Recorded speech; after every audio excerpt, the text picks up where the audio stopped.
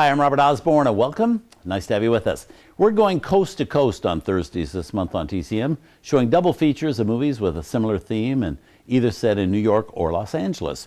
And on this January 8th, we're going to start with two musicals starring Gene Kelly and Frank Sinatra, both with Gene and Frank as sailors on shore leave. A little later tonight, you'll see them loose in Hollywood. But first, the setting is New York, New York. It's a lively 1949 musical on the town from MGM with Gene, Frank, and Jules Munchin as three gobs spending 24 very unforgettable hours on shore leave in the Big Apple. Now, when this movie opened, Time magazine called it a film so exuberant that it threatens to bounce right off the screen.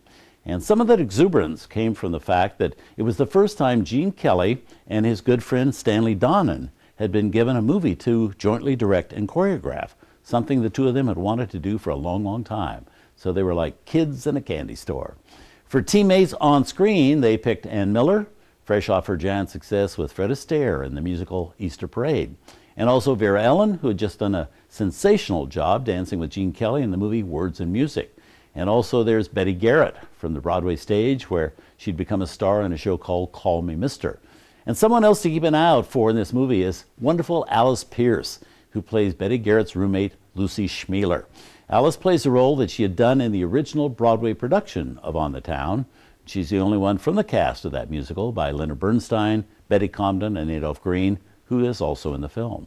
So here from 1949, partially shot on location in New York, a wonderful musical, On the Town.